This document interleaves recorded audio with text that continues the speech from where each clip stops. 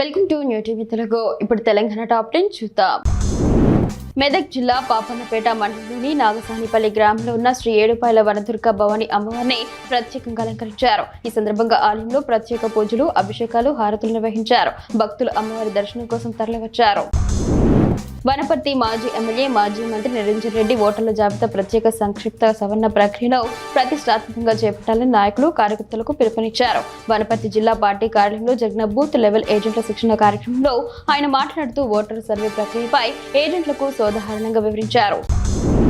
అంతర్జాతీయ మాదక ద్రవ్యాల దుర్వినియోగం మరియు అక్రమ రవాణా నిరోధక దినోత్సవాన్ని పురస్కరించుకుని జిల్లా పరిపాలన ఆధ్వర్యంలో హనుమకొండలో అవగాహన ర్యాలీ నిర్వహించారు. ఈ ర్యాలీలో జిల్లా కలెక్టర్ చాహత్ బాజ్పాయి పాల్గొన్నారు. హనుమకొండ అదాలత్ సర్కిల్ నుంచి జిల్లా కలెక్టరేట్ వరకు జరిగిన ఈ ర్యాలీని కలెక్టర్ జెండా ఊపి ప్రారంభించారు. మాదక ద్రవ్యాల వినియోగం వల్ల కలిగే దుష్పరిణామాలపై ప్రజల్లో చైతన్యం తీసుకురావడం ఈ ర్యాలీ ముఖ్య ఉద్దేశమని కలెక్టర్ తెలిపారు.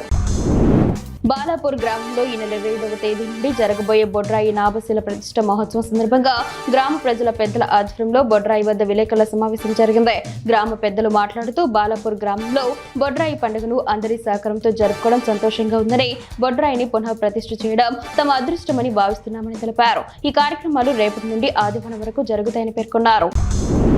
జోగులాంబ గద్వాల జిల్లా కేంద్రంలోని భీమ్నగర్ లో ఒక షాపు యజమాని తన దుకాణానికి అడ్డు వస్తుందని హరితహారం కింద నాటిన చెట్టును నరికివేశారు.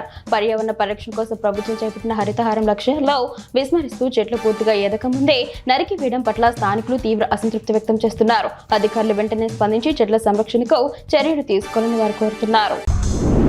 వేల్పూర్ మండలం మోతే గ్రామంలోని వాగు అవతల పొలం వద్ద ఉన్న ట్రాన్స్ఫార్మర్ ను గుర్తు తెలియని దుండగులు దొంగిలించారు.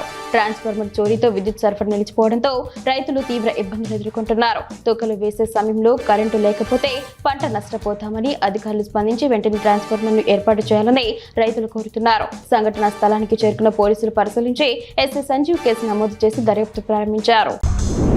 ఖమ్మం వ్యవసాయ మార్కెట్లో మిర్చి, పత్తి ధరలు తగ్గాయి. క్వింటా ఏసీ మిర్చి ధర 21,600 రూపాయలు, నాన్ ఏసీ మిర్చి ధర 17,500 రూపాయలు, పత్తి ధర 8,400 రూపాయలుగా పలికింది.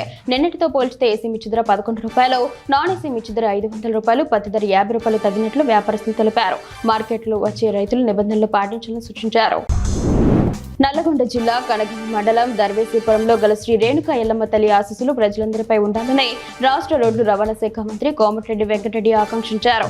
ఆలయ బ్రహ్మోత్సవాల్లో పాల్గొని అమ్మవారిని దర్శించుకుని ప్రత్యేక పూజలు నిర్వహించారు. అమ్మవారి కళ్యాణోత్సవం సందర్భంగా దేవాలయం నుండి కళ్యాణ మండపం వరకు మంత్రి మేళ తాళాలతో ఊరేగింపుగా పట్టు వస్త్రాలు తీసుకువచ్చి అమ్మవారికి సమర్పించారు.